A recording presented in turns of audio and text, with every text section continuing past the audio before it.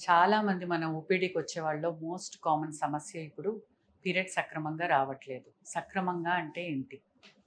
నార్మల్‌గా మనకి నెలసరి అనేది 21 రోజుల నుంచి 35 రోజుల మధ్యలో రావాలి. 20 21 రోజుల కన్నా తక్కువగా ఉన్నా, 35 రోజుల కన్నా ఎక్కువగా ఉన్నా అది అబ్నార్మల్ సైకిల్ కింద పరిగణిస్తాం. వీటిల్లో మోస్ట్ కామన్ ఈ 35 రోజులు దాటి 45 రోజులైనా, 60 రోజులైనా, 90 డేస్ కొందరికి, 120 డేస్ రాకపోవటం, టాబ్లెట్స్ యేసుకుంటేనే పీరియడ్స్ వస్తున్నాయి డాక్టర్ అని చెప్పటం కామన్‌గా వింటున్నాం. ఎస్పెషల్లీ అన్‌మ్యారీడ్ గర్ల్స్‌లోనూ, మ్యారీడ్ విమెన్ పిల్లల కోసం చూసేవాళ్ళు ఎక్కువగా వింటున్నాం. ఒకసారి ఆలోచించండి. ఈ సమస్య ఇప్పుడు ఎక్కువయింది అంటే ఏది కారణం అయ్యుండొచ్చు?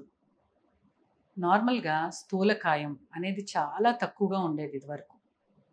ఈ రోజుల్లో చూస్తే ఒబెసిటీ దట్ ఈస్ స్థూలకాయం అనేది చాలా కామన్‌గా చూస్తున్నాం. Especially college going girls. Reason ఒక్కసారి అంటే మన వెయిట్ అనేది మన హైట్ యొక్క ఫంక్షన్. కామన్‌గా సపోజ్ ఒక girl going to a college 150 centimetres height ఉంటే నార్మల్‌గా ఎంత ఉండొచ్చు అంటే యావరేజ్‌న ఆ ముందు ఒకటి తీస్తే 50 కిలోస్ ఎక్స్‌పెక్టెడ్. అది మ్యాక్సిమం వెయిట్ గెయిన్ తన లైఫ్ టైంలో రీచ్ అయ్యే వెయిట్. సో తనకి మ్యారేజ్ అయ్యి నెక్స్ట్ ఒకళ్ళో ఇద్దరో పిల్లలు పుట్టిన తర్వాత ఫీడింగ్ అవి ఇచ్చిన తర్వాత తను ఎటైన్ అవ్వాల్సిన వెయిట్ అది. అలాంటిది పిల్లలు ఆ ఏజ్‌కే మనం చూస్తే 50 కాదు కదా, 60 కాదు కదా, 70 కాదు కదా, 75 కిలోస్ కూడా ఓపీడీలో చూస్తున్నాం. సో ఎవిడెంట్‌గా కనపడుతుంది వెయిట్ అనేది అసోసియేషన్ అని. చూస్తే ఏది రీజన్ అవ్వచ్చు ఈ వెయిట్ గెయిన్‌కి అంటే లైఫ్ స్టైల్ డిసీజ్ అయిపోయింది ఇది ఇప్పుడు. సో లైఫ్ స్టైల్ అంటే మనం ఇప్పుడు ఉంటున్న సిట్యుయేషన్స్‌లో కానీ, మనం బతుకుతున్న డైలీ నిత్య లైఫ్ ఎట్లా ఉంది అంటే చాలా మార్పులు ఇదివరకటికి ఇప్పటికి. మనం తీసుకునే డైట్ కాడ్నుంచి, వ్యాయామం కాడ్నుంచి, మన ఆలోచనల కాడ్నుంచి, మన నిద్ర కాడ్నుంచి అన్నీ కూడా మార్పే. ఇవన్నీ కలిపి లైక్ డైట్ చూస్తే ఏదో ఇంట్లో వండుకునేవారు 1, 2 కూరలు. హోమ్‌మేడ్ ఫుడ్ ఉండేది. అంతే అది అంతవరకే తినేవారు. మాక్సిమం 1 లేదా 2 పూటలు ఎర్లీగా తినేసేవారు.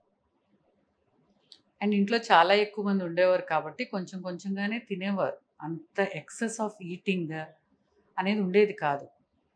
ఇప్పుడేంటంటే పిల్లలు బయటికెళ్ళటం, జంక్ ఫుడ్ అది అలవాటు పడటం, అంత బయటకి ఎక్స్‌పోజర్ అనేది స్విగ్గీ ఇవన్నీ హోమ్ డెలివరీ సిస్టమ్స్ కానీ లేవు.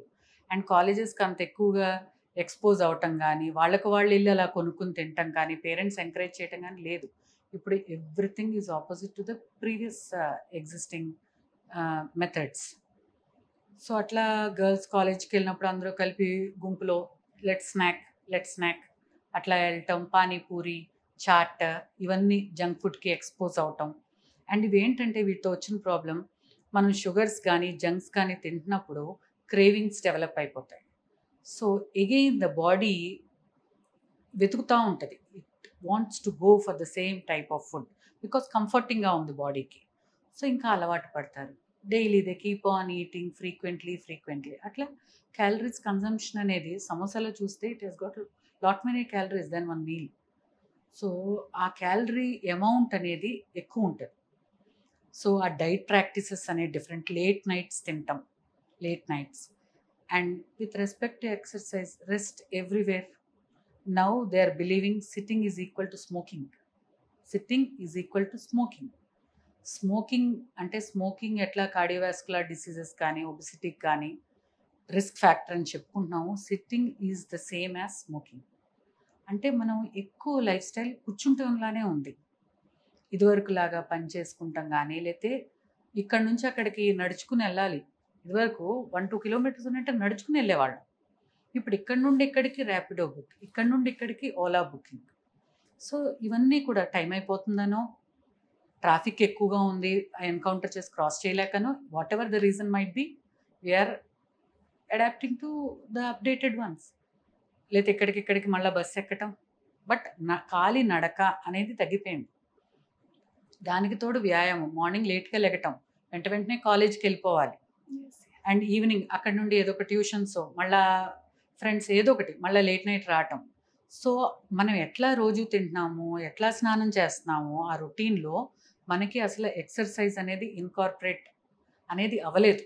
Whatever the reason might be, మన చిన్నప్పుడు అలవాట్లు బట్టో ఇదో, మనకి స్కూల్స్‌లో గానీ I feel it should be a norm. Like how we eat, how we sleep. Exercise కూడా ఒక భాగం. అంటే డేకి మనకి 24 అవర్స్ కాదు, 23 అవర్స్ అనే మనం ఫిక్స్ అవ్వాలి. ఒక half an hour is for walking అంతే, for exercise. In whatever form it may be. Like meditation for our brain, yoga for the flexibility, and exercise like walking and strength training. ఇవన్నీ కూడా 10 నిమిషాలు daily we are suppose to do. అది మనం చిన్నప్పటి నుంచి స్కూల్స్లోనే ఒక రొటీన్గా తీసుకురావాలని నేను అనుకుంటున్నాను. And next sleep. ఎంతమంది girls, college going girls, intermediate కానీ వెళ్తున్నప్పుడు సౌండ్ స్లీప్ నిద్రపోతున్నారా అని అడిగితే నో. మధ్యలో మెలకు వచ్చేస్తుంది, పడుకున్నప్పుడు సడన్గా 2 AM 3 AM ఉలిక్కిపడి లెగుస్తున్నాం. మార్నింగ్ లెగ్సిన తర్వాత ఫ్రెష్నెస్ ఆఫ్ స్లీప్ అనేది ఉండట్లేదు అని అన్నారు. ఏమి రీజన్ అవ్వచ్చు?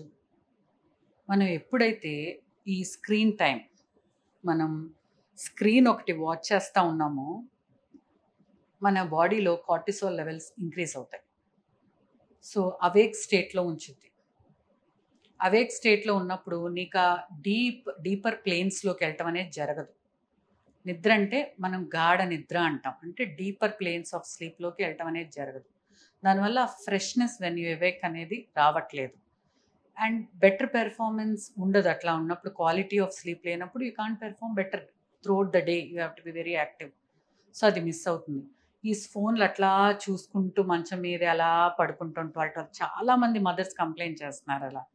పాప ఫోన్ చూస్తూ ఉంటుందండి, నైట్ చూస్తుంది, చదువుకుంటామో లేకపోతే వేరే ఏదో ఒక గూగ్లింగ్ ఏదో ఒకటి, తర్వాత ఇదవుతుంది, ఆపలేకపోతున్నాము. అంటే almost like the generation has got addicted to screens.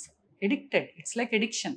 Not even children, even elderly, wherever you see they are hanging over phone. So ఒక హైజీన్ అంటాం, స్లీప్ హైజీన్లా, like at least 2 hours before sleep మనం లైట్ ఎక్స్పోజ్ అవ్వకుండా to our retina అలా కొంచెం తగ్గించడం. ఒక dark రూమ్లో పడుకుంటాం, అంటే కొంచెం డిమ్ లైట్స్ ఉన్న దాంట్లో. ఎందుకంటే మెలటోనిన్ అనే హార్మోన్ ప్రొడ్యూస్ అయితేనే మనకి నిద్ర వస్తుంది, గాఢ నిద్రలోకి వెళ్తాం. సో గాఢ నిద్రలోకి వెళ్ళినప్పుడు మనకి ప్రతిదీ ఓవరీస్ కానీ యూట్రస్ కానీ కంట్రోల్ అంతా కూడా మన బ్రెయిన్లో ఉండే పిట్యూటరీ గ్లాండ్ అండ్ హైపోథలామస్ నుంచి ఉంటుంది. సో అది హార్మోన్స్ మంచిగా రిలీజ్ చేస్తేనే మన థైరాయిడ్ ఫంక్షన్ కానీ, ఓవరీస్ ఫంక్షన్ కానీ, ఎడ్రినల్స్ ఫంక్షన్ కానీ అన్నీ బాగుంటాయి. అంటే మనం గాఢ నిద్ర అనేది అంత ఇంపార్టెంట్. సో అదొకటి అసర్టైన్ చేయాలి. స్లీప్ ఒకటి, ఎక్సర్సైజ్ ఒకటి, డైట్ ఒకటి, and work life balance. When we come to middle age women, work life balance అంటే మనకి తోచిన రేంజ్లోనే మన కోరికలు పెట్టుకొని లిమిటెడ్గా, ఎక్కువ ఈఎంఐస్ పెట్టుకోకుండా, ఎక్కువ కోరికలు మనకు మించి పెట్టుకోకుండా. సో మన ఇన్కమ్ ఎంత వస్తుంది, మన ఎక్స్పెండిచర్ ఎంత ఉంది, మనం ఎంతవరకు ఎఫోర్డ్ చేయగలం, పక్క వాళ్ళతో కంపేర్ చేసుకోకుండా, కంపారిజన్స్ అనేది లేకుండా.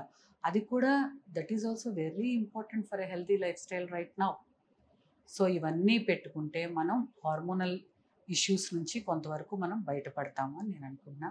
అండ్ ఇవన్నీ రీజన్స్ వలన ఓవరాల్గా వెయిట్ ఇంక్రీజ్ అయ్యో, స్లీప్ సరిగ్గా లేకో, అన్నీ ఈ మనకి నెలసర్లు అనేవి ఈ hormone axis, hypothalamus pituitary ovarian axis govern చేస్తుంది. కాబట్టి అది ఎఫెక్ట్ చేసి సరిగ్గా అండం అనేది ప్రతి నెల రిలీజ్ అయితే మనకి పీరియడ్ వస్తుంది. సో అండ రిలీజ్ అవ్వకుండా దాన్నే యానోవ్యులేషన్ అంటాం.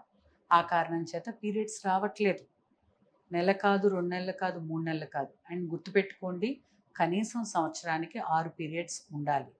సో 2 months పీరియడ్ స్కిప్ అయితే ఖచ్చితంగా డాక్టర్ని కన్సల్ట్ చేసి ఎందుకు రావట్లేదు అనేది ఒకసారి కన్సల్టేషన్లో మొత్తం అంతా ఎగ్జామిన్ చేయించుకుని, ఫర్దర్గా కూడా ఏమన్నా హార్మోనల్ ఇష్యూ ఉంటే కనీసం డాక్టర్ దగ్గరికి వెళ్ళకపోతే 2 months ట్యాబ్లెట్స్ వేసుకునైనా పీరియడ్ తెప్పించుకోవాలి.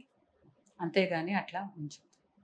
ఈవెన్ ఈ పీరియడ్ రాక యూట్రస్ లోపల లైనింగ్ థిక్ అయ్యి చిన్న ఏజ్లోనే మనం గర్భాశయ క్యాన్సర్స్ చూస్తున్నాం.